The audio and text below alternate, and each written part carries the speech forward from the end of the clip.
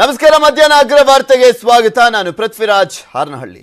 BJP ಹಾಗೂ ಕಾಂಗ್ರೆಸ್ ನಾಯಕರ ನಡುವೆ ನೆಹರು ವಾರ್ ನಡೀತಾ ಇದೆ. ಜಾಹೀರಾತಿನಲ್ಲಿ ನೆಹರು ಫೋಟೋ ಕೈಬಿಟ್ಟಿದ್ದಾರೆ ಅಂತ ಕಾಂಗ್ರೆಸ್ನವರು ಕಿಡಿಕಾರಿದ್ದಾರೆ. ಇದು ಸರ್ಕಾರಿ ಜಾಹೀರಾತು, ಅವ್ರ ಪಕ್ಷದ ಜಾಹೀರಾತಾಗಿದ್ರೆ ಏನ್ ಬೇಕಾದ್ರೂ ಕೊಟ್ಕೊಳ್ಳಿ. ಸರ್ಕಾರಿ ಜಾಹೀರಾತಿನಲ್ಲಿ ಫೋಟೋ ಕೈಬಿಟ್ಟಿದ್ದು ಎಷ್ಟು ಮಟ್ಟಿಗೆ ಸರಿ ಅಂತ ಸರಣಿ ಟ್ವೀಟ್ಗಳನ್ನು ಮಾಡ್ತಾ ಆಕ್ರೋಶವನ್ನ ವ್ಯಕ್ತಪಡಿಸ್ತಾ ಇದ್ದಾರೆ ಕಾಂಗ್ರೆಸ್ ನಾಯಕರು. ಸಿದ್ದರಾಮಯ್ಯ, ಜೈರಾಮ್ ರಮೇಶ್, ಪ್ರಿಯಾಂಕ ಖರ್ಗೆ, ಡಿಕೆ ಶಿವಕುಮಾರ್ ಸೇರಿದಂತೆ ಎಲ್ಲ ಆಲ್ಮೋಸ್ಟ್ ಕಾಂಗ್ರೆಸ್ನ ನಾಯಕರು ಆಕ್ರೋಶವನ್ನ ವ್ಯಕ್ತಪಡಿಸ್ತಾ ಇದ್ದಾರೆ. ಸಿಎಂ ಬೊಮ್ಮಾಯಿ ಕ್ಷಮೆ ಕೇಳಬೇಕು ಅಂತ ಒತ್ತಾಯವನ್ನ ಮಾಡಿದ್ದಾರೆ ಸಿದ್ದರಾಮಯ್ಯನವರು. ಸಿಎಂ ಬೊಮ್ಮಾಯಿ ವಿರುದ್ಧ ಡಿಕೆ ಶಿವಕುಮಾರ್ ಅವರು ಕಿಡಿಕಾರಿದ್ದಾರೆ. ಕೆಪಿಸಿಸಿ ಅಧ್ಯಕ್ಷರು ಸ್ವಾತಂತ್ರ್ಯ ಅಮೃತ ಮಹೋತ್ಸವದ ಲೋನ್ ಕೊಡೋರು ನಿಮ್ಗೆ ಹೆಲ್ಪ್ ಆಗ್ಲಿ ಅಂತ ಕೊಡಲ್ಲ, ಅವರು ಲಾಭ ಮಾಡ್ಕೋಬೇಕು ಅಂತ ಕೊಡ್ತಾರೆ. ಹಾಗಾದ್ರೆ ಒಳ್ಳೆಯವ್ರು ಯಾರು, ಕೆಟ್ಟವ್ರು ಯಾರು ಗೊತ್ತಾಗ್ಬೇಕಾ? ಫ್ರೀಡಮ್ ಆಪ್ ಅನ್ನ ಈಗಲೇ ಡೌನ್ಲೋಡ್ ಮಾಡಿ. ಟೈಮ್ನಲ್ಲಿ ಫೋಟೋ ಗಲಾಟೆ ನಡೀತಾ ಇದೆ. ಬಿಜೆಪಿ ಕಾಂಗ್ರೆಸ್ ನಡುವೆ ಜೋರಾಗಿರುವಂತದ್ದು ನೆಹರು ಫೋಟೋದ ಗದ್ದಲ. ಬಿಜೆಪಿಯವರು ಕ್ಷಮೆ ಕೇಳಬೇಕು ಅಂತ ಕಾಂಗ್ರೆಸ್ ನಾಯಕರು ಆಗ್ರಹಿಸ್ತಾ ಇದ್ದಾರೆ. ಬೆಳವಣಿಗೆಗಳನ್ನ ಗಮನಿಸ್ತಾ ಇದ್ರೆ ವಿವಾದ ಆಗ್ಲಿ ಅಂತಾನೆ ಏನಾದ್ರೂ ಮಾಡ್ಬಿಟ್ಟಿದಾರೋ ಏನೋ ಅನ್ನುವಂತ ಅನುಮಾನಗಳು ಕೂಡ ಸಹಜವಾಗಿ ಕಾಡುತ್ತೆ. ಏಕೆಂದ್ರೆ ಇದು ಸರ್ಕಾರಿ ಜಾಹೀರಾತು ಆಗಿರುವಂತ ಹಿನ್ನೆಲೆಯಲ್ಲಿ ಇವ್ರ ಪಕ್ಷದ ಜಾಹೀರಾತಿನ ರೀತಿಯಲ್ಲಿ ಕೊಟ್ಟಿರುವಂತದ್ದು ಎಷ್ಟು ಮಟ್ಟಿಗೆ ಸರಿ ಅನ್ನೋದು ಕಾಂಗ್ರೆಸ್ ನಾಯಕರ ಪ್ರಶ್ನೆ. ದೇಶವನ್ನ ಆಳಿದಂತ ಮೊದಲ ಪ್ರಧಾನಿ, ದೇಶಕ್ಕೋಸ್ಕರ ಸ್ವಾತಂತ್ರ್ಯ ಹೋರಾಟವನ್ನ ಮಾಡಿದಂತ ನಾಯಕ, ಅಂತ ನಾಯಕನಿಗೆ ಅವಮಾನ ಮಾಡಿದ್ ಎಷ್ಟು ಮಟ್ಟಿಗೆ ಸರಿ? ಬೊಮ್ಮಾಯಿಯಿಂದ ಇದನ್ನ ನಿರೀಕ್ಷೆ ಮಾಡಿರಲಿಲ್ಲ ಅಂತ ಕಾಂಗ್ರೆಸ್ನ ಎಲ್ಲಾ ನಾಯಕರು ಕೂಡ ಅಸಮಾಧಾನವನ್ನು ವ್ಯಕ್ತಪಡಿಸಿದ್ದಾರೆ. ಹಾಗೆ ನಿಮ್ಮ ತಂದೆಯವರು ಫಾಲೋ ಮಾಡ್ತಾ ಇದ್ದಂತ MN ರಾಯ್ ಅವರು ನೆಹರು ಅವರ ಅನುಯಾಯಿಯಾಗಿದ್ದಂಥವ್ರು.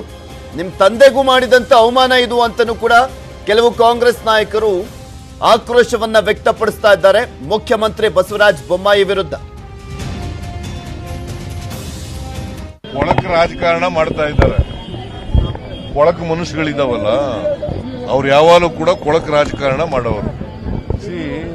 ಈಗಾಗಲೇ ಅಧ್ಯಕ್ಷರು ಹೇಳದಂತೆ ನೆಹರೂರವರು ಇಡೀ ಜಗತ್ತಿಗೆ ಗೊತ್ತು ಸ್ವಾತಂತ್ರ್ಯ ಹೋರಾಟದಲ್ಲಿ ಭಾಗವಹಿಸಿದವರು. ಸುಮಾರು 9-10 ವರ್ಷಗಳ ಕಾಲ ಜೈಲಿನಲ್ಲಿದ್ದಂಥವರು. ದೇಶಕ್ಕೋಸ್ಕರ ಇಡೀ ಕುಟುಂಬ ತ್ಯಾಗ ಮಾಡಿದೆ. ನೆಹರು ಅವರು, ಮೋತಿಲಾಲ್ ನೆಹರು, ಇಂದಿರಾ ಗಾಂಧಿಯವರು, ರಾಜೀವ್ ಗಾಂಧಿಯವರು, ಕಮಲಾ ನೆಹರು ಅವರು ಎಲ್ಲರೂ ಕೂಡ ತ್ಯಾಗ ಮಾಡಿರ್ತಕ್ಕಂಥ ಕುಟುಂಬ. ಅವರು ಫೋಟೋ ತೆಗೆಯೋದ್ರಿಂದ ಇವ್ರ ಸಣ್ಣತನ ಗೊತ್ತಾಗುತ್ತೆ ಅಷ್ಟೇ, ಇವರ ಕೊಳಕ್ತನ ಗೊತ್ತಾಗುತ್ತೆ. ಅದರಿಂದ ನಾನು ಈ RSSನವರ ಈ ಕೊಳಕ್ತನ ಇದೆಯಲ್ಲ, ಇದನ್ನ ತೀವ್ರವಾಗಿ ಖಂಡಿಸ್ತೇನೆ. ಮತ್ತೆ ಅಡ್ವರ್ಟೈಸ್ಮೆಂಟ್ ಕೊಟ್ಟಿರೋದು ಸರ್ಕಾರ ಕೊಟ್ಟಿರೋದು ಅಡ್ವರ್ಟೈಸ್ಮೆಂಟ್, ಅದು RSS ಅಡ್ವರ್ಟೈಸ್ಮೆಂಟ್ ಅಲ್ಲ, ಸರ್ಕಾರ ಕೊಟ್ಟಿರ್ತಕ್ಕಂಥ ಅಡ್ವರ್ಟೈಸ್ಮೆಂಟ್. ಹಣ ಯಾರ್ದು? ಜನರ ದುಡ್ಡು. ನೆಹರು ಫೋಟೋನೇ ನೀವು ತೆಗೆದಾಕ್ತೀವಿ ಅಂತಂದ್ರೆ, ಅವರು ಟಿಪ್ಪು ಸುಲ್ತಾನ್ ಫೋಟೋನೇ ಹಾಕೋದಿಲ್ಲ ಅಂತಂದ್ರೆ ನಿಮಗೆ ಇತಿಹಾಸ ತಿರ್ಸ್ತಕ್ಕಂಥ ಕೆಲಸವನ್ನ ಮಾಡ್ತಾ ಇದ್ದೀರಿ. ಇಷ್ಟನ್ನೇ ತಿರ್ಸಕ್ಕೆ ಹೋಗ್ತಾ ಇದ್ದಾರೆ. ನಾನು ಬೊಮ್ಮಾಯಿ ಅವ್ರ ಹತ್ರ ನಾನು ಎಕ್ಸ್ಪೆಕ್ಟ್ ಮಾಡಲಿಲ್ಲ. ನಾನು TV ಇದನ್ನು ನೋಡಿದೆ, ಅಡ್ವರ್ಟೈಸ್ಮೆಂಟ್ ನೋಡಿದೆ. ನೀವು ಜವಾಹರ್ಲಾಲ್ ನೆಹರು ಅವರು ಫೋಟೋ ಹಾಕಿದ್ರೆ ನಿಮ್ಗೆ ಅವಮಾನ ಏನ್ರಿ? Large market, you can't change the history. Jawaharlal Nehru freedom ಜೈಲಲ್ಲಿದ್ದು, ಜೊತೆಗೆ ಆಸ್ತಿನ ಪಡ್ಕೊಂಡು, ಜೊತೆಗೆ ಮೊದಲನೇ ಪ್ರಧಾನಮಂತ್ರಿಯಾಗಿ ರಾಷ್ಟ್ರಕ್ಕೆ ಧ್ವಜ ಹಾರಿಸಿ ಅವ್ರ ಕಾಲದಲ್ಲಿ ಸಂವಿಧಾನ ಕೊಟ್ಟು, ತಿರಂಗ ಕೊಟ್ಟು ಎಲ್ಲ ಕೊಟ್ಟಿದ್ದಾರೆ.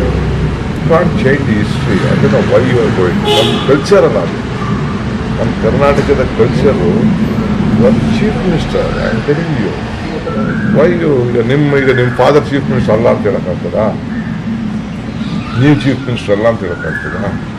It is an history. I never expected from Bommai.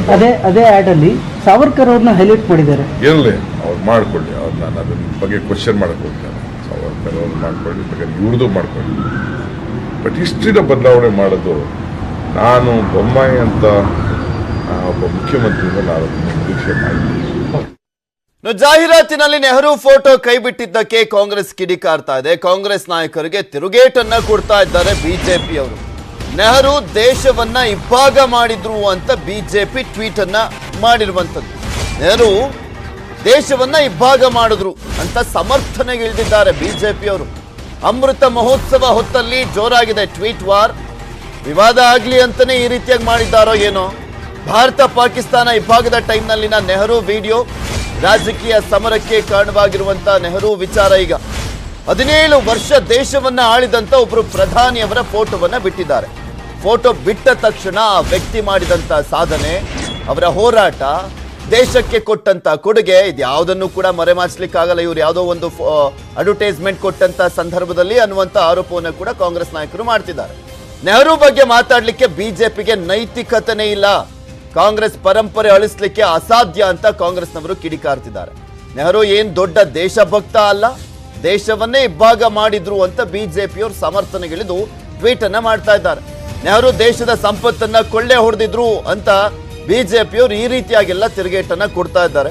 ಇವರು ನಾಯಕರು ಇಲ್ಲದಿರುವಂತ ಸಂದರ್ಭ, ನಮ್ಮ ದೇಶವನ್ನ 17 ವರ್ಷ ಆಳಿದಂತಹ ಒಬ್ಬ ಮಹಾನ್ ನಾಯಕ ಜವಾಹರಲಾಲ್ ನೆಹರು ಅವರಿಗೆ ಈ ರೀತಿಯಾಗಿ ಅವಮಾನ ಮಾಡುವಂಥದ್ದು ಎಷ್ಟರ ಮಟ್ಟಿಗೆ ಸರಿ ಅನ್ನುವಂಥ ಪ್ರಶ್ನೆನೂ ಕೂಡ ಕಾಂಗ್ರೆಸ್ ನಾಯಕರು ಕೇಳ್ತಿದ್ದಾರೆ.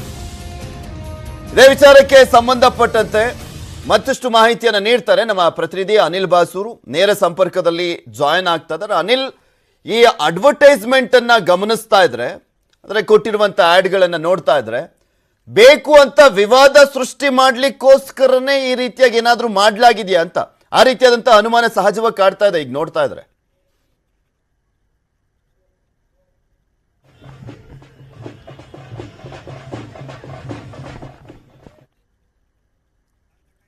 ನಮ್ಮ ಪ್ರತಿನಿಧಿಯ ಸಂಪರ್ಕ ಸಾಧ್ಯವಾಗ್ತಾ ಇಲ್ಲ.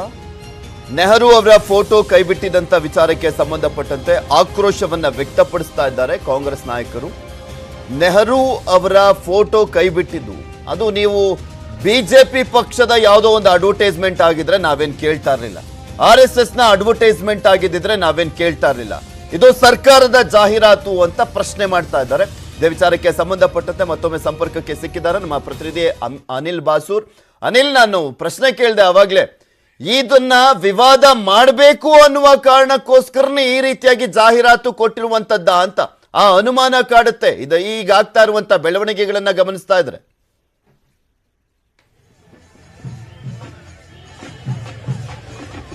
ಖಂಡಿತವಾಗಿಯೂ ಪೃಥ್ವಿರಾಜ್ ಏನಂತ ಹೇಳಿದ್ರೆ, ಈಗ ಬಿಜೆಪಿ ನಾಯಕರು ಕೊಡ್ತಿರುವಂತಹ ಒಂದು ಹೇಳಿಕೆಗಳನ್ನ ಗಮನಿಸ್ತಾ ಇದ್ರೆ ಅದೇ ರೀತಿ ಅಂತ ಅನುಮಾನ ಬರ್ತಾ ಇದೆ. ಜೊತೆಗೆ ಏನಂತ ಹೇಳಿದ್ರೆ ಈ ವಿಚಾರಕ್ಕೆ ಕಾಂಗ್ರೆಸ್ ನಾಯಕರು ತಮ್ಮ ಆಕ್ರೋಶವನ್ನು ವ್ಯಕ್ತಪಡಿಸಿದ್ದಾರೆ. ಈಗಷ್ಟೇ ಯೂತ್ ಕಾಂಗ್ರೆಸ್ ಇಂದ ಒಂದು ಫ್ಲಾಗ್ ರ್ಯಾಲಿಯನ್ನ ಮಾಡಲಾಯಿತು. ಅದರಲ್ಲಿ DK ಶಿವಕುಮಾರ್, ವಿಪಕ್ಷ ನಾಯಕ ಸಿದ್ದರಾಮಯ್ಯ ಅವರು, ಅದೇ ರೀತಿಯಾಗಿ ಸಲೀಂ ಅಹಮದ್ ಸೇರಿದಂತೆ ಕಾಂಗ್ರೆಸ್ ನಾಯಕರು ಭಾಗವಹಿಸಿದ್ರು. ಅದಾದ ಬಳಿಕ ಈಗ ಸಿದ್ದರಾಮಯ್ಯ ಹಾಗೂ DK ಶಿವಕುಮಾರ್ ಅವರು ಮಾತನಾಡಿದ್ದಾರೆ. ಜೊತೆಗೆ ಏನಂತ ಹೇಳಿದ್ರೆ CM ಬೊಮ್ಮಾಯಿ ಅವರು ಮುಖ್ಯಮಂತ್ರಿ ಸ್ಥಾನದಲ್ಲಿ ಮುಂದುವರೆದಕ್ಕೆ ನಾಲಾಯಕು ಎಂಬಂತ ಹೇಳಿಕೆಯನ್ನು ಕೊಟ್ಟಿರುವಂತದ್ದು. ಜೊತೆಗೆ ನಂತರ ನೆಹರು ಅವರು ಏನ್ ಮಾಡಿದ್ದಾರೆ ದೇಶಕ್ಕೆ ಎಂಬಂತದ್ದನ್ನು ಕೂಡ ಕಾಂಗ್ರೆಸ್ ನಾಯಕರು ಈಗಾಗಲೇ ಮಾತನಾಡಿದ್ದಾರೆ. ಹೀಗಾಗಿ ಈ ವಿಚಾರ ಮುಂದಿನ ದಿನಗಳಲ್ಲಿ ವಿವಾದಕ್ಕೀಡಾಗುವಂತದ್ದು ಬಹುತೇಕವಾಗಿ ನಮಗೆ ಕಂಡು ಬರ್ತಾ ಇದೆ ಅಂತ ಹೇಳ್ಬೋದು. ಜೊತೆಗೆ ಏನಂತ ಹೇಳಿದ್ರೆ ಇದನ್ನ ಎಲ್ಲ ಕಾಂಗ್ರೆಸ್ ನಾಯಕರು ಕೂಡ ಖಂಡಿಸ್ತಾ ಇದ್ದಾರೆ. ಜೊತೆಗೆ ಏನಂತ ಹೇಳಿದ್ರೆ ಇದು ಜಾಹೀರಾತು ಕೊಟ್ಟಿರುವಂತದ್ದು ಸರ್ಕಾರಿ ಜಾಹೀರಾತು. ಜೊತೆಗೆ ಏನಂತ ಹೇಳಿದ್ರೆ ಇರುವಂತದ್ದೆಲ್ಲ ದುಡ್ಡು ಕೂಡ RSS ಅಥವಾ ಬಿಜೆಪಿದಲ್ಲ, ಇದರಲ್ಲಿರುವಂತದ್ದು ಜನಸಾಮಾನ್ಯರ ದುಡ್ಡು. ಈ ಹಣವನ್ನು ತೆಗೆದುಕೊಂಡು ಈ ರೀತಿಯಾಗಿ ತಾರತಮ್ಯವನ್ನು ಮಾಡ್ತಿರುವಂತದ್ದು ಯಾವುದೇ ಕಾರಣಕ್ಕೂ ಸರಿ ಇಲ್ಲ ಎಂಬಂತ ಹೇಳಿಕೆಯನ್ನು ಕೊಟ್ಟಿರುವಂತದ್ದು. ಒಟ್ಟಾರೆಯಾಗಿ ಕಾಂಗ್ರೆಸ್ ನಾಯಕರ ಒಂದು ಹೇಳಿಕೆಗಳನ್ನ ಗಮನಿಸ್ತಾ ಇದ್ರೆ ಆಕ್ರೋಶ ವ್ಯಕ್ತವಾಗ್ತಾ ಇದೆ ಅಂತ ಹೇಳ್ಬೋದು. ಜೊತೆಗೆ ಏನಂತ ಈ ವಿಚಾರವನ್ನು ಇಟ್ಟುಕೊಂಡು ಮುಂದಿನ ದಿನಗಳಲ್ಲಿ ಕೂಡ ಅವರು ಮಾತನಾಡುವಂತದ್ದು ಮತ್ತು ಹೋರಾಟವನ್ನು ಮಾಡುವಂತದ್ದು ಸಾಧ್ಯತೆ ಇದೆ ಅಂತ ಹೇಳ್ಬೋದು. Prithviraj, okay, thank you Anil Basur ನಿಮ್ಮೆಲ್ಲ ಡೀಟೇಲ್ಸ್ಗಾಗಿ. ಉದ್ದೇಶಪೂರ್ವಕವಾಗಿಯೇ ನೆಹರು ಭಾವಚಿತ್ರವನ್ನ ಕೈಬಿಟ್ಟಿದ್ದೇವೆ, ನೆಹರು ದೇಶ ವಿಭಜನೆಗೆ ಕಾರಣರಾದಂತವರು ಅಂತ ಬಿಜೆಪಿ ಮುಖಂಡ MLC ರವಿಕುಮಾರ್ ಹೇಳಿಕೆಯನ್ನ ಕೊಟ್ಟಿದ್ದಾರೆ. ಅಂದ್ರೆ ಇಲ್ಲಿ ಉದ್ದೇಶಪೂರ್ವಕವಾಗಿಯೇ ನೆಹರು ಅವರ ಫೋಟೋವನ್ನ ಕೈಬಿಟ್ಟಿದ್ದೇವೆ ಅಂತ ಒಪ್ಕೊಳ್ತಾ ಇದ್ದಾರೆ ಬಿಜೆಪಿಯ MLC ಆಗಿರುವಂತ ರವಿಕುಮಾರ್ ಅವರು. ಮುಖ್ಯಮಂತ್ರಿಗಳು ಏನ್ ರಿಯಾಕ್ಷನ್ ಕೊಡ್ತಾರೆ ಅನ್ನುವಂತ ಕುತೂಹಲ ಇದೆ ನನಗೆ. ಹೆಂಗ್ ಸಮರ್ಥನೆ ಮಾಡ್ಕೊಳ್ತಾರೆ ಇದನ್ನ ಅಂತ.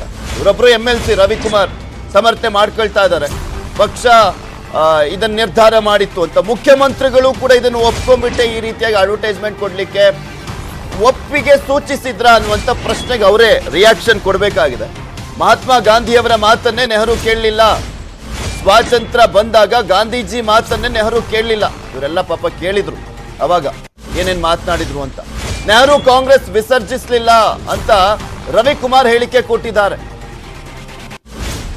ಪ್ರಪಂಚದಲ್ಲಿ ದೊಡ್ಡ ಸ್ಟ್ಯಾಚ್ಯೂವನ್ನು ನಿರ್ಮಾಣ ಮಾಡಿದವರು ನಾವು, ಕಾಂಗ್ರೆಸ್ ಅಲ್ಲ, ಸರ್ದಾರ್ ಪಟೇಲ್ರು ಸ್ಟ್ಯಾಚ್ಯೂವನ್ನು. ಹಾಗಾಗಿ ನಾವು ಉದ್ದೇಶಪೂರ್ವಕವಾಗಿಯೇ ನೆಹರು ಅವರ ಭಾವಚಿತ್ರವನ್ನು ನಾವು ಹಾಕೋತೀವಿ. ಇಡೀ ಪ್ರಪಂಚದಲ್ಲಿ ದೊಡ್ಡ ಸ್ಟ್ಯಾಚ್ಯೂವನ್ನು ನಿರ್ಮಾಣ ಮಾಡಿದವರು ನಾವು, ಕಾಂಗ್ರೆಸ್ ಅಲ್ಲ, ಸರ್ದಾರ್ ಪಟೇಲ್ರು ಸ್ಟ್ಯಾಚ್ಯೂವನ್ನು. ಹಾಗಾಗಿ ನಾವು ಉದ್ದೇಶಪೂರ್ವಕವಾಗಿಯೇ ನೆಹರು ಅವರ ಭಾವಚಿತ್ರವನ್ನು ನಾವು ಹಾಕೋತೀವಿ. ಬೆಂಗಳೂರಲ್ಲಿ 2 ಕಡೆ ಟಿಪ್ಪು ಫ್ಲೆಕ್ಸ್ ಹರಿದ case. KR circle, Hudson circle ಬಳಿ ಫ್ಲೆಕ್ಸ್ ಅನ್ನ ಹರಿದಿರುವಂತಹ ಪ್ರಕರಣ ಹಲಸೂರು ಗೇಟ್ ಪೊಲೀಸ್ ಠಾಣೆಯಲ್ಲಿ ಎಫ್ಐಆರ್ ದಾಖಲಾಗಿದೆ. ನಿನ್ನೆ ಫ್ಲೆಕ್ಸ್ ಅನ್ನ ಹರಿಯಲಾಗಿತ್ತು. ಆ ಸಂದರ್ಭದಲ್ಲಿ ಕಾಂಗ್ರೆಸ್ ನಾಯಕರು ಆ ಕ್ಷಣಕ್ಕೆ ಬಂದಿದ್ರು. ಡಿಕೆ ಶಿವಕುಮಾರ್ ಅವರು ಸೇರಿದಂತೆ ಕಾಂಗ್ರೆಸ್ ನಾಯಕರು ಬಂದು ಅಸಮಾಧಾನವನ್ನ, ಆಕ್ರೋಶವನ್ನ ವ್ಯಕ್ತಪಡಿಸಿದ್ರು. ಕೆಆರ್ ಸರ್ಕಲ್, ಹಡ್ಸನ್ ಸರ್ಕಲ್ ಬಳಿ ಟಿಪ್ಪು ಒಂದು ಪೋಸ್ಟರ್ ಅನ್ನ ಹಾಕಲಾಗಿತ್ತು. ಫೋಟೋ, ಭಾವಚಿತ್ರ ಇರುವಂತ ಒಂದು ಪೋಸ್ಟರ್ ಅನ್ನ ಅದನ್ನು ಹರಿದಾಕಿದ್ರು. ಈ ವಿಚಾರಕ್ಕೆ ಸಂಬಂಧಪಟ್ಟಂತೆ ಈಗ ದೂರನ್ನ ಕೊಡಲಾಗಿದೆ. ಕಾಂಗ್ರೆಸ್ ಮುಖಂಡ ಮಂಜುನಾಥ್ ದೂರಿನ ಅನ್ವಯ ಎಫ್ಐಆರ್ ಅನ್ನ ದಾಖಲು ಮಾಡಿಕೊಳ್ಳಲಾಗಿದೆ. ಫ್ಲೆಕ್ಸ್ ಹರಿದ ವಿಡಿಯೋ ಸಮೇತ ದೂರನ್ನ ಸಲ್ಲಿಕೆ ಮಾಡಲಾಗಿರುವಂತದ್ದು. ಕೋಮು ಸೌಹಾರ್ದತೆಗೆ ಧಕ್ಕೆ ಎತ್ತ ಅಂತ ಎಫ್ಐಆರ್ ಅನ್ನ ದಾಖಲು ಮಾಡಿಕೊಂಡಿದ್ದಾರೆ ಪೊಲೀಸರು. ಕಿಡಿಗೇಡಿಗಳು ಫ್ಲೆಕ್ಸ್ ಅನ್ನ ಹರಿದಿರುವುದಾಗಿ ದೂರನ್ನ ನೀಡಿದ್ದಾರೆ. ದೂರು ದಾಖಲಿಸಿ ತನಿಖೆಯನ್ನ ಕೈಗೊಳ್ಳಲಾಗಿದೆ ಅಂತ ಕೇಂದ್ರ ವಿಭಾಗದ ಡಿಸಿಪಿ ಶ್ರೀನಿವಾಸ್ ಗೌಡ ಹೇಳಿಕೆಯನ್ನ ಕೊಟ್ಟಿರುವಂತದ್ದು. ಆರೋಪಿಗಳ ಬಂಧನಕ್ಕೆ ಕಾಂಗ್ರೆಸ್ ನಾಯಕರಿಂದ ಭಾರಿ ಒತ್ತಡವನ್ನ ಹಾಕಲಾಗ್ತಾ ಇದೆ. ಏಕೆಂದ್ರೆ ಯಾರು ಹರಿದಿದ್ದು, ಏನು ಎತ್ತ ಅನ್ನುವಂಥ ವಿಡಿಯೋನೂ ಕೂಡ ಇದೆ. ಫೇಸ್ಬುಕ್ ಲೈವ್ ಮಾಡಿಕೊಂಡು ಫ್ಲೆಕ್ಸ್ ಅನ್ನ ಹರಿದಿರುವಂತದ್ದು. ರಾತ್ರಿ ಒಂದು ಘಟನೆ ನಡೆದಿದ್ದು. ಟಿಪ್ಪು ಸುಲ್ತಾನ್ ಅವರ ಭಾವಚಿತ್ರವನ್ನು ಹರಿಯುವಂತ ಕೆಲಸ ಕೆಲವು ಕಿಡಿಗೇಡಿಗಳು ಮಾಡಿದ್ದಾರೆ. ಅದು ನೇರವಾಗಿ ನಾವು ಸರ್ಕಾರದ ಮೇಲೆ ಆರೋಪ ಮಾಡ್ತೀವಿ. ಟಿಪ್ಪು ಸುಲ್ತಾನ್ ದೇಶದ ಸ್ವಾತಂತ್ರ್ಯ ಹೋರಾಟದಲ್ಲಿ ತ್ಯಾಗ ಮಾಡಿದಂತ ಹಬ್ಬ, ಧೀಮಂತ ರಾಜ, ಅವರ ಭಾವಚಿತ್ರವನ್ನು ಹರಿಯುವಂತಹ ಕೆಲಸ ಮಾಡಿದ್ದಾರೆ. ಈಗಾಗಲೇ ನಾವು ಹೇಳಿದೀವಿ ಅಧಿಕಾರಿಗಳಿಗೆ, ಕೂಡಲೇ ಅವ್ರನ್ನ ದಸ್ತಗಿರಿ ಮಾಡಬೇಕು. ಯಾಕಂತ ಹೇಳಿದ್ರೆ ಈಗಾಗಲೇ ಬೆಂಗಳೂರು ಟಿಪ್ಪು ಸುಲ್ತಾನ್ ಪ್ಯಾಲೇಸ್ ಇದೆ. ಇಡೀ ದೇಶದ ಬೇರೆ ಬೇರೆ ರೀತಿಯಲ್ಲಿ ಟಿಪ್ಪು ಸುಲ್ತಾನ್ ಒಬ್ಬ ದೇಶಭಕ್ತ, ಒಬ್ಬ ದೇಶಾಭಿಮಾನಿಯ ರೀತಿಯಲ್ಲಿ ಇತಿಹಾಸ ಪುಟಗಳಿದೆ. ಶಿವಮೊಗ್ಗದಲ್ಲಿ ಸಾವರ್ಕರ್ ಫೋಟೋ ತೆಗೆಸಿದ ಪ್ರಕರಣ 4 ಜನರ ವಿರುದ್ಧ ಎಫ್ಐಆರ್ ಅನ್ನ ದಾಖಲು ಮಾಡಲಾಗಿದೆ. ದೊಡ್ಡಪೇಟೆ ಪೊಲೀಸ್ ಠಾಣೆಯಲ್ಲಿ ಪ್ರಕರಣವನ್ನ ದಾಖಲು ಮಾಡಲಾಗಿದೆ. ಶಿವಮೊಗ್ಗದಲ್ಲಿ ಸಾವರ್ಕರ್ ಫೋಟೋ ತೆಗೆಸಿದ ಪ್ರಕರಣಕ್ಕೆ ಸಂಬಂಧಪಟ್ಟಂತೆ 4 ಜನರ ವಿರುದ್ಧ ಎಫ್ಐಆರ್ ಅನ್ನ ದಾಖಲು ಮಾಡಲಾಗಿದೆ. ಕೆಲವರನ್ನ ವಶಕ್ಕೆ ಪಡೆದಿದ್ದಾರೆ ಪೊಲೀಸರು. ವಿಚಾರಣೆ ಬಳಿಕ ಇಂದು ಬಂಧಿಸುವ ಸಾಧ್ಯತೆ ಕೂಡ ಇದೆ. ಹಿಂದೆ ಜಡ್ಜ್ ಮುಂದೆ ಹಾಜರುಪಡಿಸುವಂತ ಸಾಧ್ಯತೆ ಇರುವಂತದ್ದು. ನಿನ್ನೆ ಪಾಲಿಕೆ ವತಿಯಿಂದ ಫೋಟೋ ಪ್ರದರ್ಶನ ಕಾರ್ಯಕ್ರಮವನ್ನು ಹಮ್ಮಿಕೊಳ್ಳಲಾಗಿತ್ತು. ಮಾಲ್ನಲ್ಲಿ ಸ್ವಾತಂತ್ರ್ಯ ಹೋರಾಟಗಾರರ ಭಾವಚಿತ್ರವನ್ನ ಹಾಕಿದ್ರು ಪಾಲಿಕೆ. ಸಂದರ್ಭದಲ್ಲಿ ಸಾವರ್ಕರ್ ಅವರ ಫೋಟೋ ಕೂಡ ಇತ್ತು. ಅದನ್ನ ತೆಗೆಸಿ ಪ್ರತಿಭಟಿಸಲಾಗಿತ್ತು. ಸೊ ಈ ವಿಚಾರಕ್ಕೆ ಸಂಬಂಧಪಟ್ಟಂತೆ ದೂರನ್ನ ನೀಡಲಾಗಿದೆ. 4 ಜನರ ವಿರುದ್ಧ ಎಫ್ಐಆರ್ ಅನ್ನ ದಾಖಲು ಮಾಡಿಕೊಳ್ಳಲಾಗಿದೆ.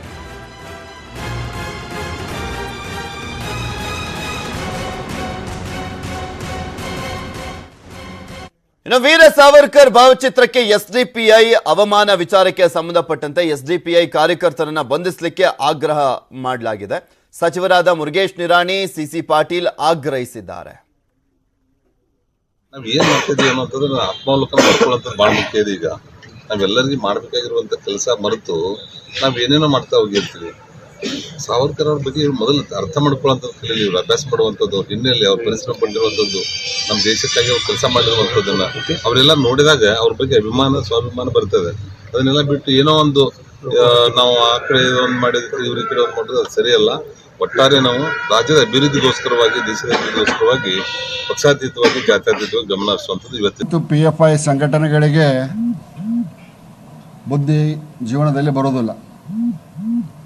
ಹಿಂದುತ್ವವನ್ನು, ಭಾರತದ ಏಕತೆ ಅಖಂಡತೆಯನ್ನು ವಿರೋಧ ಮಾಡೋದು ಒಂದೇ ಕೆಲಸ ಎರಡೂ ಸಂಘಟನೆಗಳಿಗೆ. ಅವ್ರಿಗೆ ಬುದ್ಧಿ ಇದ್ರೆ ಏನಾರು ಆದಿತ್ತು.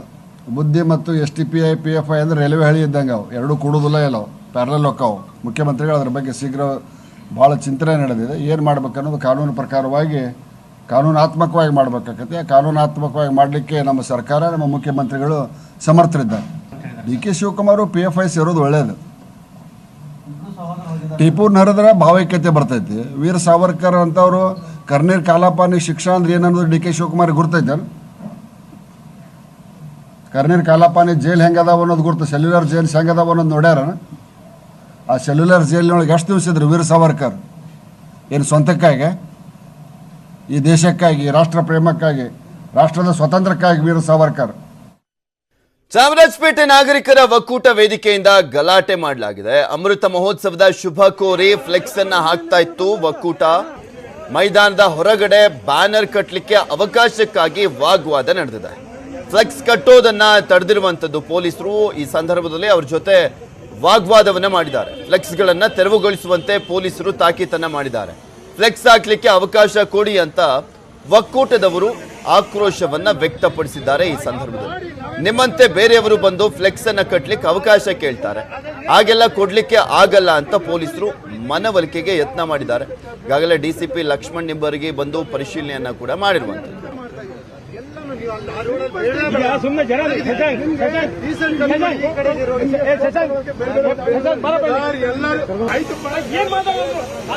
ಫ್ಲೆಕ್ಸ್ ಹಾಕ್ಬೇಡಿ ನೀವು ಅಂತೇಳಿ ನಮ್ಮ ಸರ್ಕಲ್ ಏರೇಸ್ವಾಮಿ ಅವರು ಹೇಳಿದ್ರು. ಅದಕ್ಕೆ ನಾವು ಹೇಳಿದ್ವಿ, ಸರ್ ಇದನ್ನ ನಾವು ಗೌರ್ಮೆಂಟ್ಗೆ ಎಚ್ಚೆತ್ತಕ್ಕೆ ನಾವೇ ಕಾರಣ. ಮೇನ್ ನಮ್ಮ ಒಕ್ಕೂಟ ಏನಿದೆ ಚಾಮರಾಜಪೇಟೆಯಲ್ಲಿ, ನಮ್ಮ ಕಾನ್ಸ್ಟಿಟ್ಯೂನ್ಸಿಯಲ್ಲಿ ಒಂದು 108 ಒಕ್ಕೂಟಗಳಿದೆ, ಬಗೆ ಬಗೆಯ ಒಕ್ಕೂಟಗಳು. ಅವೆಲ್ಲ ಒಟ್ಟಾಗಿ ಸೇರಿ ನಾವು ದನಿ ಎತ್ತಿರೋದು, ಇದನ್ನ ಚಾಮರಾಜಪೇಟೆ ಒಕ್ಕೂಟ ಅಂತ ಮಾಡ್ಕೊಂಡಿದ್ವಿ ನಾವು. ಅದನ್ನ ಇವತ್ತು ಹಾಕ್ಬೇಡಿ ಅಂದ್ರೆ ನಾವು ಎಲ್ಲಿ ಹಾಕೋದು? ಇಲ್ಲ ನೀವು ಫ್ಲೆಕ್ಸ್ ಇಲ್ಲಿ ಹಾಕ್ಬೇಡಿ ಅಂದ್ರು. ಫಸ್ಟ್ ಹೇಳಿದ್ರು ನಾವು ಅಲ್ಲಿ ಕಟ್ಟಕೋದು, ಇಲ್ಲ ಕಟ್ಟಬೇಡಿ ನೀವು ಅಲ್ಲಿ ಅಂದ್ರು. ಸರಿ ಸರ್ ಆಯ್ತು, ಇದು ಗೌರ್ಮೆಂಟ್ ಕಾರ್ಯಕ್ರಮ ನಡೀತಾ ಇದೆ, ನೀವು ಕಟ್ಟಬೇಡಿ ಅಂದ್ರು. ಸರಿ ಆಯ್ತು ಸರ್, ನಾವು ಈ ಬೌಂಡ್ರಿನ ಆಚೆ ಕಟ್ತೀವಿ ಅಂದ್ರೆ, ಇವಾಗ ನಾವು ಏನ್ ಕಟ್ಟಿದೀವಲ್ಲ ಇದನ್ನ ಕಟ್ಟಬೇಡಿ ಅಂದ್ರೆ ನಾವು ಎಲ್ಲಿ ಕಟ್ಕೊಳ್ಳೋದು? ಇವಾಗ ಏನು ಇಷ್ಟು ವರ್ಷ ಸರ್ಕಲ್ ಬಳಿ ಫ್ಲೆಕ್ಸ್ ಹರಿದ ಪ್ರಕರಣಕ್ಕೆ ಸಂಬಂಧಪಟ್ಟಂತೆ ಪುನೀತ್ ಕೆರೆಹಳ್ಳಿ ಸೇರಿದಂತೆ 4 ವಶಕ್ಕೆ ಪಡೆಯಲಾಗಿದೆ. ನೆಲಗದರನಹಳ್ಳಿ ಬಳಿ ವಶಕ್ಕೆ ಪಡೆದಿದ್ದಾರೆ ಪೊಲೀಸರು. ಟಿಪ್ಪು ಸುಲ್ತಾನ್ ಭಾವಚಿತ್ರ ಇರುವಂತ ಫ್ಲೆಕ್ಸ್ ಅನ್ನ ಹರಿದಿದ್ದಂತ ಪ್ರಕರಣಕ್ಕೆ ಸಂಬಂಧಪಟ್ಟಂತೆ, ಆ ಬ್ಯಾನರ್ ಅನ್ನ ಹರಿದಂತ ಪ್ರಕರಣಕ್ಕೆ ಸಂಬಂಧಪಟ್ಟಂತೆ 4 ವಶಕ್ಕೆ ಪಡೆಯಲಾಗಿದೆ. ಪುನೀತ್ ಕೆರೆಹಳ್ಳಿ ಸೇರಿದಂತೆ 4 ವಶಕ್ಕೆ ಪಡೆಯಲಾಗಿರುವಂತದ್ದು. ರಾತ್ರಿ ಟಿಪ್ಪು ಫ್ಲೆಕ್ಸ್ ಅನ್ನ ಹರಿದು ಹಾಕಿದ್ದ ಆರೋಪ ಏನು ವಿಡಿಯೋನೇ ಮಾಡ್ಕೊಂಡ್ಬಂದಿದ್ರು, ವಿಡಿಯೋನೇ ಮಾಡಿದ್ರು. ಯಾರು ಹರಿದಿರುವಂತದ್ದು ಅಂತ ವಿಡಿಯೋದಲ್ಲೇ ಗೊತ್ತಾಗ್ತಾ ಇತ್ತು. 4 ವಶಕ್ಕೆ ಪಡೆದು ವಿಚಾರಣೆಯನ್ನು ಮಾಡ್ತಿದ್ದಾರೆ. ಹಲಸೂರು ಗೇಟ್ ಠಾಣೆಯಲ್ಲಿ ಈಗಾಗಲೇ FIR ದಾಖಲಾಗಿದೆ. ವಿತ್ ಪ್ರೂಫ್ ಇದೆ ಪೊಲೀಸರ ಕೈಲಿ. ಯಾರು ಹರಿದಿದ್ದು ಏನು ಅನ್ನುವಂಥದ್ರ ಬಗ್ಗೆ ನಿಮ್ಗೆ ತೋರಿಸ್ತಾ ಇದೀವಿ ವಿಡಿಯೋದಲ್ಲಿ. ಅದರಲ್ಲಿ ಯಾರ್ಯಾರಿದ್ದಾರೆ, ಅವರು ಆ ಫ್ಲೆಕ್ಸ್ ಅನ್ನ ಹರಿದಿರುವಂಥದ್ದು ಟಿಪ್ಪು ಸುಲ್ತಾನ್ ಭಾವಚಿತ್ರ ಇರುವಂತ ಫ್ಲೆಕ್ಸ್ ಅನ್ನ. ಸೊ ಹೀಗಾಗಿ ಅದರಲ್ಲಿ ಇದ್ದಂತ 4 ವಶಕ್ಕೆ ಪಡೆಯಲಾಗಿದೆ.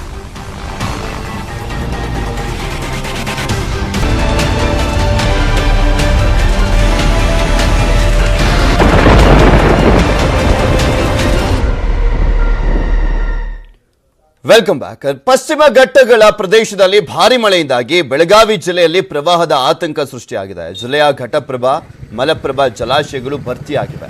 ಘಟಪ್ರಭಾ ಜಲಾಶಯದಿಂದ 24,000 ಕ್ಯೂಸೆಕ್ ನೀರನ್ನು ಬಿಡುಗಡೆ ಮಾಡಲಾಗಿದ್ದು, ಗೋಕಾಕ್ ರಾಮದುರ್ಗದಲ್ಲಿ ಪ್ರವಾಹದ ಭೀತಿ ಆರಂಭವಾಗಿದೆ. ಮಾರ್ಕಂಡೇಯ ನದಿ ಪ್ರವಾಹದಿಂದ ಅಪಾರ ಪ್ರಮಾಣದ ಬೆಳೆ ನೀರು ಪಾಲಾಗಿದೆ. ಅಲ್ಲದೆ ಬೆಳಗಾವಿ ತಾಲೂಕಿನ ಅಂಬೇವಾಡಿ ಗ್ರಾಮದ ಬಳಿ ಭತ್ತ, ಕಬ್ಬು ಬೆಳೆಗಳು ಜಲಾವೃತಗೊಂಡಿದ್ದು ರೈತರಲ್ಲಿ ಆತಂಕ ಮನೆ ಮಾಡಿದೆ. ಇದೇ ವಿಚಾರಕ್ಕೆ ಸಂಬಂಧಪಟ್ಟಂತೆ ನಮ್ಮ ಬೆಳಗಾವಿಯ ಪ್ರತಿನಿಧಿ ಚಂದ್ರಕಾಂತ್ ಸುಗಂಧಿ ಅಲ್ಲೊಂದು ಗ್ರೌಂಡ್ ರಿಪೋರ್ಟ್ ನೀಡಿದ್ದಾರೆ, ನೋಡ್ಕೊಂಬರೋಣ. ಬೆಳಗಾವಿ ಜಿಲ್ಲೆಯಲ್ಲಿ ಮಳೆ ಪ್ರಮಾಣ ಕಡಿಮೆ ಆದರೂ ಪ್ರವಾಹ ಭೀತಿ ಕಡಿಮೆ ಆಗಿಲ್ಲ. ಬೆಳಗಾವಿಯ ನದಿಗಳಿಗೆ ಒಳಹರಿವು ನಿರಂತರವಾಗಿ ಏರಿಕೆಯಾಗುತ್ತಿದ್ದು ಆತಂಕ ಸೃಷ್ಟಿಸಿದ್ದು. ನಾನೀಗ ಬೆಳಗಾವಿಯ ಅಂಬೇವಾಡಿ ಗ್ರಾಮದ ಬಳಿ ಇದ್ದೇನೆ. ಇದು ಮಾರ್ಕಂಡೇಯ ನದಿ ಪಶ್ಚಿಮ ಘಟ್ಟ ಪ್ರದೇಶ ಮತ್ತು ಬೆಳಗಾವಿಯ ತಾಲೂಕಿನಲ್ಲಿ ಮಳೆ ಆಗ್ತಿರೋದ್ರಿಂದ ಮಾರ್ಕಂಡೇಯ ನದಿ ಉಕ್ಕಿ ಹರಿತಾ ಇದೆ. ಈ ಪರಿಣಾಮ 100 ಎಕರೆ ಪ್ರದೇಶದಲ್ಲಿ ಬೆಳೆದಂತಹ ಭತ್ತ ಮತ್ತು ಕಬ್ಬು ಈಗ ನೀರಿನಲ್ಲಿ ಜಲಾವೃತಗೊಂಡಿರ್ತಕ್ಕಂಥದ್ದು. ಇದು ಬೆಳಗಾವಿಯಿಂದ ಮುಂದೆ ಅಂದ್ರೆ ಗೋಕಾಕ್ ವರೆಗೂ ಸೇರಿ ಮುಂದೆ ಘಟಪ್ರಭಾ ನದಿಯನ್ನ ಮಾರ್ಕಂಡೇಯ ಸೇರುತ್ತೆ. ಒಟ್ಟು ಬೆಳಗಾವಿ ಜಿಲ್ಲೆಯಲ್ಲಿ ಈ ವರ್ಷ ಪ್ರವಾಹ ಮತ್ತು ಅತಿವೃಷ್ಟಿಯಿಂದ 255 ಕೋಟಿ ರೂಪಾಯಿ ನಷ್ಟ ಸಂಭವಿಸಿದೆ. ಪ್ರಮುಖವಾಗಿ ಬೆಳೆಗಳು ಅಂದ್ರೆ 1,800 ಎಕರೆ ಕೃಷಿ ಬೆಳೆ ಹಾನಿಯಾಗಿರ್ತಕ್ಕಂಥದ್ದು. ಜೊತೆಗೆ 66 ಹೆಕ್ಟೇರ್ ಪ್ರದೇಶದಲ್ಲಿ ಬೆಳೆದಂತ ತೋಟಗಾರಿಕೆ ಬೆಳೆ ಹಾನಿಯಾಗಿದೆ. ಜೊತೆಗೆ ಜಿಲ್ಲೆಯಲ್ಲಿ ಅಪಾರ ಮಳೆಯಿಂದ 685 ಮನೆಗಳು ಹಾನಿ ಸಂಭವಿಸಿದ್ದು. ಎ ಮತ್ತು ಬಿ ಸಿ ಕ್ಯಾಟಗರಿಯನ್ನ ಮಾಡಿ ಅವರಿಗೆ ಪರಿಹಾರ ವಿತರಣೆಯ ಕೆಲಸ ನಡೀತಾ ಇದೆ. ಏನು ಜೊತೆಗೆ ಏನು ಅಂತಂದ್ರೆ ಈಗ 2 ಡ್ಯಾಮ್ಗಳು ಬೆಳಗಾವಿಯ ಮಲಪ್ರಭಾ ಮತ್ತು ಘಟಪ್ರಭಾ ಜಲಾಶಯ ಬಹುತೇಕ ಭರ್ತಿಯಾಗಿದ್ದು ಜಲಾಶಯಗಳಿಂದ ನೀರು ಬಿಡಲಾಗ್ತದೆ. ಏನು ಘಟಪ್ರಭಾ ಜಲಾಶಯದಿಂದ 26,000 ಕ್ಯೂಸೆಕ್ ನೀರು ಹೊರಗಡೆ ಬಿಡಲಾಗ್ತದೆ. ಅದು ಮತ್ತೊಂದು ಕಡೆ ಮಲಪ್ರಭಾ ಜಲಾಶಯದಿಂದ 8,000 ಕ್ಯೂಸೆಕ್ ನೀರು ಹೊರಗಡೆ ಬಿಡಲಾಗ್ತದೆ. ಇದರಿಂದ ನದಿ ಪಾತ್ರದ ಜನರಲ್ಲಿ ಪ್ರವಾಹ ಭೀತಿ ಸೃಷ್ಟಿಯಾಗಿರ್ತಕ್ಕಂಥದ್ದು. ಒಟ್ಟಾರೆ ಗೋಕಾಕ್ನಲ್ಲಿ ಈಗ ಗೋಕಾಕ್ನ ಕೆಲ ಬಡಾವಣೆಗಳಿಗೂ ಕೂಡ ನೀರು ನುಗ್ಗುವ ಸಾಧ್ಯತೆ ಇದೆ. ಯಾಕಂದ್ರೆ ಘಟಪ್ರಭಾ ನದಿಯಿಂದ 28,000 ಕ್ಯೂಸೆಕ್ ಆಗಿರ್ಬೋದು ಮತ್ತು ಬಳ್ಳಾರಿ ನಾಲದಿಂದ ನೀರು ಮತ್ತು ಮಾರ್ಕಂಡೆ ನದಿ 3 ಸೇರಿ ಅಲ್ಲಿ ಲೋಳ್ಸೂರ್ ಬ್ರಿಡ್ಜ್ ಬಳಿ ಹರಿತಾ ಇದೆ. ಲೋಳ್ಸೂರ್ ಬ್ರಿಡ್ಜ್ ಸಮೀಪಕ್ಕೆ ಈಗ ನೀರು ಬಂದಿರತಕ್ಕಂಥದ್ದು. ಒಟ್ಟಾರೆ ಬೆಳಗಾವಿ ಜಿಲ್ಲೆಯಲ್ಲಿ ಈ ವರ್ಷದ ಅತಿವೃಷ್ಟಿಯಿಂದ 255 ಕೋಟಿ ಹಾನಿಯಾಗಿದೆ. ಇದಕ್ಕೆ ಈಗಾಗಲೇ ಇನ್ನು ಕೇಂದ್ರ ಸರ್ಕಾರಕ್ಕೆ ಮನವಿ ಸಲ್ಲಿಸಕ್ಕೆ ಜಿಲ್ಲಾಡಳಿತ ಎಲ್ಲ ರೀತಿ ಸಿದ್ಧತೆ ಮಾಡಿಕೊಂಡಿರ್ತಕ್ಕಂಥದ್ದು. ಒಟ್ಟು 987 ಸರ್ಕಾರಿ ಶಾಲಾ ಕಟ್ಟಡಗಳು ಮತ್ತು 800 ಅಂಗನವಾಡಿ ಕೇಂದ್ರಗಳಿಗೆ ಪ್ರವಾಹ ಮತ್ತು ಅತಿವೃಷ್ಟಿಯಿಂದ ಈ ವರ್ಷ ಹಾನಿ ಸಂಭವಿಸಿದೆ. ಚಂದ್ರಕಾಂತ್ ಸುಗಂಧಿ, ನ್ಯೂಸ್ 18 ಕನ್ನಡ, ಬೆಳಗಾವಿ. ಮಹಾರಾಷ್ಟ್ರ ಪಶ್ಚಿಮ ಘಟ್ಟದಲ್ಲಿ ನಿರಂತರ ಮಳೆಯಿಂದಾಗಿ ಘಟಪ್ರಭಾ ನದಿಯಲ್ಲಿ ಪ್ರವಾಹದ ಭೀತಿ ಶುರುವಾಗಿದೆ. ಹೆಚ್ಚಿನ ಪ್ರಮಾಣದಲ್ಲಿ ನೀರು ಹರಿದು ಬರ್ತಾ ಇದ್ದು ತೋಟದ ಮನೆಗಳಿಗೆ ನೀರು ನುಗ್ಗಿ ರೈತರಿಗೆ ಸಂಕಷ್ಟ ಎದುರಾಗಿದೆ. ಮುಧೋಳದಲ್ಲಿ 11 ಬ್ರಿಡ್ಜ್ ಕಮ್ ಬ್ಯಾರೇಜ್ ಜಲಾವೃತಗೊಂಡಿದ್ದು ಸಂಚಾರ ಸ್ಥಗಿತಗೊಳಿಸಲಾಗಿದೆ. ಇನ್ನು ಸೊರಗಾವಿ ಗ್ರಾಮದಲ್ಲಿ ಮನೆಗಳಿಗೆ ನೀರು ನುಗ್ಗಿದ್ದು 3 ಕುಟುಂಬಗಳನ್ನು ಸ್ಥಳಾಂತರ ಮಾಡಲಾಗಿದೆ. ಬಾಗಲಕೋಟೆಯಲ್ಲೂ ಕೂಡ ಮಳೆ ಪ್ರವಾಹ ಪರಿಸ್ಥಿತಿಯಿಂದ ಜನ ತತ್ತರಿಸಿ ಹೋಗಿರುವಂಥದ್ದು. ಪ್ರವಾಹದ ಪರಿಸ್ಥಿತಿ ಬಗ್ಗೆ ನಮ್ಮ ಬಾಗಲಕೋಟಾ ಪ್ರತಿನಿಧಿ ಮಂಜುನಾಥ್ ಅಲ್ಲೊಂದು ಪ್ರತ್ಯಕ್ಷ ವರದಿಯನ್ನು ಕೊಟ್ಟಿದ್ದಾರೆ, ನೋಡೋಣ. ಮಹಾರಾಷ್ಟ್ರ ಹಾಗೂ ಬೆಳಗಾವಿ ಭಾಗದಲ್ಲಿ ನಿರಂತರವಾಗಿ ಮಳೆ ಸುರಿತಾ ಇರೋದ್ರಿಂದ ಘಟಪ್ರಭಾ ನದಿಯಲ್ಲಿ ನೀರಿನ ಹರಿವು ಹೆಚ್ಚಾಗಿದೆ. ಹೀಗಾಗಿ ಬಾಗಲಕೋಟೆ ಜಿಲ್ಲೆಯ ಮುಧೋಳ ತಾಲೂಕಿನ ಇರತಕ್ಕಂತಹ ನದಿ ಪಾತ್ರದ ಜಮೀನುಗಳಿಗೆ ನೀರು ನುಗ್ಗಿರುವಂಥದ್ದು. ಸುಮಾರು 45,000ಕ್ಕೂ ಹೆಚ್ಚು ಕ್ಯೂಸೆಕ್ಸ್ ನೀರನ್ನು ಈಗಾಗಲೇ ಹರಿಬಿಡಲಾಗ್ತಾ ಇದೆ. ಈ ಹಿನ್ನೆಲೆಯಲ್ಲಿ ಮುಧೋಳ ತಾಲೂಕಿನ ಸೋರ್ಗಾವಿ ಗ್ರಾಮದ ವ್ಯಾಪ್ತಿಯಲ್ಲಿ ಬರುವಂತಹ ಕೆಲವೊಂದಿಷ್ಟು ಜಮೀನುಗಳಿಗೆ ನೀರು ನುಗ್ಗಿರುವಂಥದ್ದು. ನೀವಿಲ್ಲಿ ದೃಶ್ಯದಲ್ಲಿ ಕೂಡ ನೋಡ್ಬೋದು, ಇದು ಸೋರ್ಗಾವಿ ಗ್ರಾಮದ ವ್ಯಾಪ್ತಿಗೆ ಬರುವಂತಹ ಜಮೀನು. ಇಲ್ಲಿರ್ತಕ್ಕಂಥ ತೋಟದ ಮನೆಯಲ್ಲಿ ನೀರು ನುಗ್ಗಿರೋದ್ರಿಂದಾಗಿ ತೋಟದ ಮನೆಯನ್ನು ಖಾಲಿ ಮಾಡಿಕೊಂಡು ಅವರು ಬೇರೆ ಸ್ಥಳಾಂತರವಾಗ್ತಾ ಇದ್ದಾರೆ. ಅದರ ಜೊತೆಗೇ ಕಬ್ಬಿನ ಹೊಲ ಆಗಿರ್ಬೋದು, ಮೆಕ್ಕೆಜೋಳ, ಸೋಯಾಬೀನ್ ಆಗಿರ್ಬೋದು, ಸೂರ್ಯಕಾಂತಿ, ಈ ರೀತಿಯಾಗಿ ಬೆಳೆದಂತಹ ಬೆಳೆ ಎಲ್ಲವೂ ಕೂಡ ಜಲಾವೃತಗೊಂಡಿರುವಂಥದ್ದು. ದಿನೇ ದಿನೇ ಅಂದರೆ ಕಳೆದ 3 ದಿನಗಳಿಂದ ನಿರಂತರವಾಗಿ ಪ್ರತಿದಿನ ಕೂಡ ನೀರು ಬಿಡ್ತಾ ಇರೋದ್ರಿಂದಾಗಿ ಈಗ ನೀರಿನ ಪ್ರಮಾಣ ಹೆಚ್ಚಾಗ್ತಾ ಇರೋದ್ರಿಂದ ಅವರು ತೋಟದ ಮನೆಗಳನ್ನು ಖಾಲಿ ಮಾಡ್ತಾ ಇದ್ದಾರೆ. ಮನೆಯಲ್ಲಿ ಇರ್ತಕ್ಕಂತಹ ಸಾಮಾನುಗಳನ್ನು ತೆಗೆದುಕೊಂಡು ಅವರ ಊರಲ್ಲಿರ್ತಕ್ಕಂಥ ಮನೆಗಳಿಗೆ ಸ್ಥಳಾಂತರವಾಗೋದು, ಅದರ ಜೊತೆಗೇ ಅಲ್ಲಿರ್ತಕ್ಕಂತಹ ದನಕರಳುಗಳನ್ನು ಕೂಡ ಬೇರೆಡೆ ಸ್ಥಳಾಂತರ ಮಾಡುವಂತಹ ಕೆಲಸವನ್ನು ಮಾಡ್ತಾ ಇದ್ದಾರೆ. ಕಳೆದ ನಿರಂತರವಾಗಿ ಇದು 3 ದಿವಸಗಳಿಂದ ನೀರು ಬರ್ತಾ ಇರೋದ್ರಿಂದ ಈ ಪರಿಸ್ಥಿತಿ ಎದುರಾಗಿದೆ. ಸದ್ಯಕ್ಕೆ ಆ ತೋಟದ ಮನೆಯವರು ಈ ಬಗ್ಗೆ ಮಾತಾಡೋದಕ್ಕೆ ನಮ್ಮ ಜೊತೆಗಿದ್ದಾರೆ. ಏನು ಹೇಳ್ತಾರೆ? 3 ದಿವಸ ಆತ್ರಿ ನೀರು ಹೆಚ್ಚಾಗ್ರಿ, ನಮ್ಮ ದನಗಳಿಗೆ ಮೇವು ಇಲ್ರಿ, ಮತ್ತು ನಮ್ಮ ಕಬ್ಬುಗಳೆಲ್ಲ ಮುನಿಗೋಗ್ಯಾವ್ರಿ, ನಮ್ಮ ಸೋಯಾಬೀನ್ ಮುನಿಗ್ತೀರಿ, ನಮ್ದು ಹುಳಿ ಮುನಿಗ್ತೀರಿ, ಎಲ್ಲ ಮುನಿಗಿಸಿಂದ ನಾವು ಲಾಸ್ನಾಗ ಅದೀವ್ರಿ. ಎಷ್ಟು ಎಕರೆ ಐತ್ರಿ ಹೊಲ? ನಮ್ದು 10 ಎಕರೆ ಐತ್ರಿ. 10 ಎಕರೆ ಕಬ್ಬ ಹುಳ್ಳಿ ಎಲ್ಲ ಮುನಿಗ್ತೀರಿ ನಮ್ದ್ರಿ. ನಮ್ಮ 5-6 ದನ ಅದಾವೆಲ್ಲ ದನಕ್ಕೆ ಮೇವು ಇಲ್ದಂಗೆ ಆತ್ರಿ. ನಮ್ಮ ಮೇವು ಭಾಳ ಚಲೋ ಐತ್ರಿ. ಹೋಗಿಸಿಂದ ಎಲ್ಲ ಮುನಿಗೆ ಹೋತ್ರಿ. ನಮ್ದು ವರ್ಷ 4 ವರ್ಷ ಆತ್ರಿ, ನಮಗೇನು ಇಲ್ದಂಗೆ ಆಗೈತ್ರಿ. ಗೌರ್ಮೆಂಟು ನಮಗೇನು ಕೊಡಂಗಿಲ್ರಿ. ಹಿಂಗಾಗಿ ನಮ್ಮ ದನಗಳು ಭಾಳ ಇದಾಗಿ ಅವ್ರು 5-6 ತಿಂಗಳ ದಿನ ಉಪವಾಸನ ಇರ್ತಾವ್ರಿ. ಈ ನೀವೆಲ್ಲ ಕುಟುಂಬ ಇದೇ ಮನೆ ಆಗಿದ್ರಿ? ನಮ್ಮ ಇಲ್ಲಿ ಚಿಗಡಿ ಸೈಡ್ ಅದಾವ್ರಿ, ಅವ್ರೊಂದು ಮನೆ ಬೇರೆ ರೀ, ನಾವು ಇದೊಂದು ಮನೆ. ಒಟ್ಟ ಎಷ್ಟು ಮನೆಗಳು ಅದಾವ್ರಿ? ಇಲ್ಲಿ 2 ಮನೆ ಅದಾವ್ರಿ. 2 ಮನೆ ಅದಾವ್ರಿ. ಎಲ್ಲ ಖಾಲಿ ಮಾಡಿ? ಹ್ಞೂ ರೀ, ಖಾಲಿ ಮಾಡಿದೆ. ಈ ರೋಡು ಬಂದ್ ಆಗೈತ್ರಿ? ಜಲಿಬೇರಿ ರೋಡ್ ಬಂದಾಗ 4 ದಿವಸ ಆಗತ್ರಿ ಇದು. ಮತ್ತೆ ಈಗಿಲ್ಲ, ಎಲ್ಲ ರೋಡ್ ಬಂದ್ ಆದವ್ರಿ. ನಾವ್ ಏನ್ ಮಾಡ್ಬೇಕ್ರಿ? ಮನೆಗಳಿಗೆ ನೀರು ನುಗ್ಗಿದೆ. ಹೀಗಾಗಿ ನಾವು ಬೇರೆ ಸ್ಥಳಾಂತರ ಆಗುವಂತಹ ಸ್ಥಿತಿ ಎದುರಾಗಿದೆ. ಪ್ರತಿ ವರ್ಷವೂ ಕೂಡ ಈ ರೀತಿ ಸಮಸ್ಯೆ ಆಗ್ತಾ ಇದೆ. ನಮಗೆ ಶಾಶ್ವತವಾದಂತಹ ಪರಿಹಾರವನ್ನು ಸರ್ಕಾರ ಮಾಡಿಕೊಡ್ಬೇಕು ಅನ್ನೋಂತಹ ಬೇಡಿಕೆಯನ್ನು ಕೂಡ ವ್ಯಕ್ತಪಡಿಸ್ತಾ ಇದ್ದಾರೆ. ಮಂಜುನಾಥ್ ತಳವಾರ್, ನ್ಯೂಸ್ 18 ಕನ್ನಡ, ಬಾಗಲಕೋಟೆ. ಯಾದಗಿರಿ ಜಿಲ್ಲೆಯ ವಡಗೇರ ತಾಲೂಕಿನ ಗುರುಸಣಗಿ ಬ್ಯಾರೇಜ್ನಿಂದ ನೀರು ಬಿಡುಗಡೆ ಮಾಡಲಾಗಿದೆ. ಗುರುಸಣಗಿ ಬ್ರಿಡ್ಜ್ ಕಮ್ ಬ್ಯಾರೇಜ್ನಿಂದ 35,000 ಕ್ಯೂಸೆಕ್ ನೀರನ್ನು ಬಿಡುಗಡೆ ಮಾಡಲಾಗಿದ್ದು ಭೀಮಾ ನದಿ ತೀರದಲ್ಲಿ ಪ್ರವಾಹದ ಭೀತಿ ಶುರುವಾಗಿದೆ. ಭೀಮಾ ನದಿ ತೀರದ ಕಂಗಳೇಶ್ವರ ಹಾಗೂ ವೀರಾಂಜನೇಯ ದೇಗುಲಗಳು ಜಲಾವೃತಗೊಂಡಿದೆ. ನದಿ ತೀರಕ್ಕೆ ತೆರಳದಂತೆ ಜಿಲ್ಲಾಡಳಿತ ಎಚ್ಚರಿಕೆಯನ್ನು ಕೊಟ್ಟಿದೆ. ಆದರೆ ಜನರು ಮಾತ್ರ ಜಿಲ್ಲಾಡಳಿತ ಆದೇಶ ಪಾಲನೆ ಮಾಡದೆ ಭೀಮಾ ನದಿ ತೀರದಲ್ಲಿ ಸ್ನಾನ ಹಾಗೂ ಬಟ್ಟೆಯನ್ನು ತೊಳಿತಾ ಇದ್ದಾರೆ.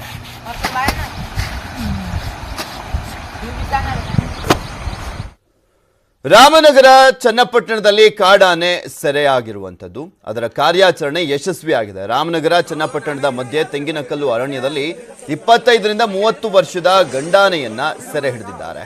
5 ಸಾಕಾನೆಗಳ ಸಹಾಯದೊಂದಿಗೆ ಪುಂಡಾನೆಗೆ ಅರವಳಿಕೆಯನ್ನ ನೀಡಿ ಆನೆಯನ್ನ ಸೆರೆ ಹಿಡಿಯಲಾಗಿರುವಂಥದ್ದು. ಒಬ್ಬರು ಮಹಿಳೆಯನ್ನ ಕೂಡ ಕೊಂದಿತ್ತು ಈ ಪುಂಡಾನೆ. ಸೊ ಹೀಗಾಗಿ ಅಲ್ಲಿನ ಜನ ಆಕ್ರೋಶವನ್ನ ವ್ಯಕ್ತಪಡಿಸಿದ್ರು, ಈ ಪುಂಡಾನೆಯನ್ನ ಸೆರೆ ಹಿಡಿಬೇಕು ಅಂತ. ನಂತರ ನಿನ್ನೆಯಿಂದ ಕಾರ್ಯಾಚರಣೆಯನ್ನ ಮಾಡಲಾಗ್ತಾ ಇತ್ತು. ಫೈನಲಿ ಆ ಪುಂಡಾನೆಯನ್ನ ಸೆರೆ ಹಿಡಿಯಲಾಗಿದೆ. ರಾಮನಗರ ಜಿಲ್ಲಾ ವ್ಯಾಪ್ತಿಗೆ ಬರುವ ತೆಂಗಿನಕಲ್ಲು ಅರಣ್ಯ ವ್ಯಾಪ್ತಿಯಲ್ಲಿ ಈಗ 2ನೇ ದಿನದ ಕಾಡಾನೆ ಕಾರ್ಯಾಚರಣೆಯಲ್ಲಿ ಅರಣ್ಯ ಇಲಾಖೆ ಮತ್ತೆ ವೈದ್ಯರ ತಂಡ ಯಶಸ್ವಿಯಾಗಿದ್ದಾರೆ. ಒಂದು ಕಾಡಾನೆಯನ್ನ ಸೆರೆಯನ್ನ ಹಿಡಿದು ಈಗ ಅದನ್ನ ಕಟ್ಟಾಕುವಂತಹ ಪ್ರಯತ್ನವನ್ನ ಮಾಡ್ತಾ ಇದ್ದಾರೆ. ಈಗ ಸ್ಥಳದಲ್ಲಿ ನೇರವಾಗಿ ದೃಶ್ಯಗಳನ್ನ ನೋಡಬಹುದು. ಚನ್ನಪಟ್ಟಣ ಮತ್ತೆ ರಾಮನಗರ ಮಧ್ಯಭಾಗದಲ್ಲಿ ಬರ್ತಕ್ಕಂಥ ತೆಂಗಿನಕಲ್ಲು ಅರಣ್ಯ ವ್ಯಾಪ್ತಿಯಲ್ಲಿ ಈ ಒಂದು ಕಾರ್ಯಾಚರಣೆ ಯಶಸ್ವಿಯಾಗಿದೆ. ಸ್ಥಳದಲ್ಲಿ ಡಿಎಫ್ಒ ಆಗಿರುವಂತ ದೇವರಾಜ್ ಅವರು ಇದ್ದಾರೆ, ಎಸಿಎಫ್ ಆಗಿರುವಂತ ಸೈಯದ್ ನಿಜಾಮುದ್ದೀನ್ ಸೇರಿದಂತೆ ವೈದ್ಯರ ತಂಡ ಇದೆ. ಈಗ ದೃಶ್ಯಗಳನ್ನ ಸ್ವಾತಂತ್ರ್ಯ ಬಂದು 75 ವರ್ಷಗಳ ಅಮೃತ ಮಹೋತ್ಸವದ ನಿಮಿತ್ತ ಮನೆಗಳ ಮೇಲೆ ಧ್ವಜಾರೋಹಣ ಮಾಡಬೇಕೆಂಬ ಅಭಿಯಾನ ದೇಶದಾದ್ಯಂತ ಭರ್ಜರಿಯಾಗಿ ಯಶಸ್ವಿ ಕಾಣಿಸ್ತಾ ಇದೆ. ಪ್ರಧಾನಿ ನರೇಂದ್ರ ಮೋದಿ ಕರೆಗೆ ಸ್ಪಂದಿಸಿದಂತ ಜನತೆ ತಮ್ಮ ಮನೆ ಕಚೇರಿಗಳ ಮೇಲೆ ಬಾವುಟವನ್ನ ಹಾರಿಸಿ ದೇಶ ಪ್ರೇಮವನ್ನ ಮೆರಿತಾ ಇದ್ದಾರೆ. ಈ ಸಂಭ್ರಮದ ವಿಡಿಯೋ ರೆಕಾರ್ಡ್ ಮಾಡಿ ನಮಗೆ ಕಳಿಸಿ, ನಾವು ಆ ವಿಡಿಯೋವನ್ನ ಪ್ರಸಾರವನ್ನ ಮಾಡ್ತೇವೆ ಅಂತ ಹೇಳಿದ್ವಿ. ಅದರಂತೆ ನಿನ್ನೆಯಿಂದಲೂ ಕೂಡ ಸಾಕಷ್ಟು ವಿಡಿಯೋಗಳು ಬರ್ತಾ ಇದಾವೆ. ಆ ವಿಡಿಯೋಗಳನ್ನ ನಾವು ಪ್ರಸಾರ ಮಾಡ್ತಿದ್ದೇವೆ.